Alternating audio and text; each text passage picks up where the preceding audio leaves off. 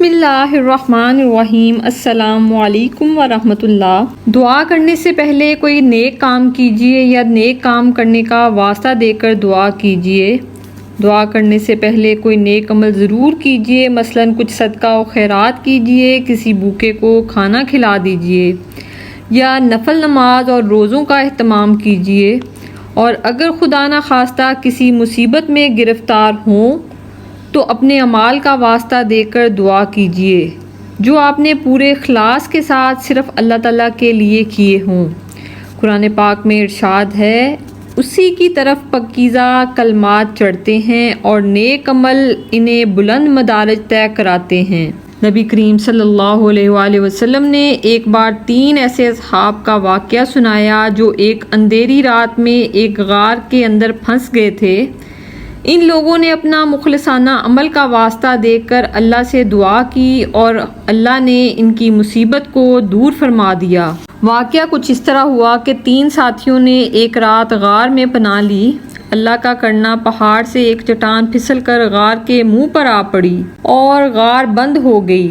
دیو قامت چٹان تھی، بھلا ان کے بس میں کہاں تھی کہ وہ اس کو ہٹا کر غار کا منہ کھول دیں۔ مشورہ یہ ہوا کہ اپنی اپنی زندگی کے مخلصانہ عمل کا واسطہ دے کر اللہ سے دعا کی جائے، کیا عجب کہ اللہ سن لے اور اس مصیبت سے نجات مل جائے۔ چنانچہ ایک نے کہا، میں جنگل میں بکریاں چرایا کرتا تھا اور اس پر گزارا تھا میرا۔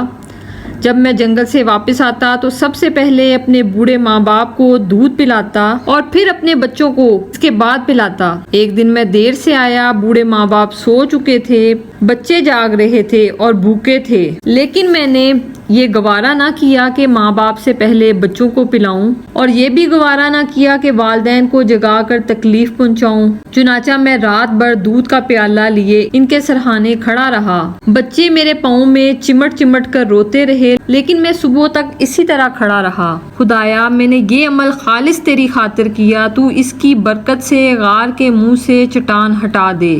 اس نے اتنا کہا، اس کے بعد چٹان اتنی ہٹی کہ آسمان نظر آنے لگا۔ اس کے بعد دوسرے کی باری آ گئی۔ دوسرے نے کہا، میں نے کچھ مزدوروں سے کام لیا اور سب کو مزدوری دے دی، لیکن ایک شخص اپنی مزدوری چھوڑ کر چلا گیا۔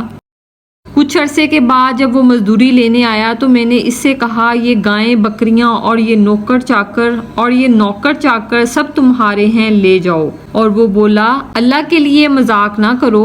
میں نے کہا، مذاق نہیں، واقعی یہ سب کچھ تمہارا ہے۔ تم جو رقم چھوڑ کر گئے تھے میں نے اس کو کاروبار میں لگایا، اللہ نے اس میں برکت دی اور جو کچھ تم دیکھ رہے ہو سب اسی سے حاصل ہوا ہے۔ یہ تم اطمینان کے ساتھ لے جاؤ، سب کچھ تمہارا ہے۔ وہ شخص سب کچھ لے کر چلا گیا۔ خدایا، یہ میں نے محض تیری رضا کے لیے کیا۔ خدایا، تو اس کی برکت سے اس غار کے منہ سے چٹان کو دور فرما دے۔ اللہ کے کرم سے چٹان اور ہٹ گئی۔ اس کے بعد تیسرے کی باری آتی ہے۔ تیسرے نے کہا، میری ایک چچا زاد بہن تھی جس سے مجھ کو غیر معمولی محبت ہو گئی تھی۔ اس نے کچھ رقم مانگی، میں نے رقم مہیا کر دی، لیکن جب میں اپنی ضرورت پوری کرنے کے لیے اس کے پاس بیٹھا تو اس نے کہا، خدا سے ڈرو، اس کام سے باز رہو۔ میں فوراً اٹھ گیا اور میں نے وہ رقم اس کو بخش دی۔ اے اللہ، تو خوب جانتا ہے کہ میں نے یہ سب محض تیری خوشنودی کے لیے کیا۔ خدایا، تو اس کی برکت سے غار کے منہ کو کھول دے۔ اللہ نے غار کے منہ سے چٹان ہٹا دی اور تینوں کو اللہ نے اس مصیبت سے نجات بخشی۔ اس واقعے کے بعد پتہ چلتا ہے کہ اگر انسان نیک عمل کرتا رہے تو زندگی میں کہیں نہ کہیں اس کی نیکی اس کے کام آ جاتی ہے۔ اور اسی طرح جب ہم دعا کے لیے ہاتھ اٹھاتے ہیں اور اللہ کی بارگاہ میں پیش ہوتے ہیں، اس کو اپنے نیک کاموں کا وسیلہ دے کر بھی دعا مانگ سکتے ہیں۔ اللہ کریم ہمیں ہمارے نیک اعمال کے بدلے میں اچھی جزا عطا فرمائے اور سب کی ضرورتوں کو پورا فرمائے اور سب کی جائز دعاؤں کو شرف قبولیت عطا فرمائے۔ آمین۔ جزاک اللہ الخیر۔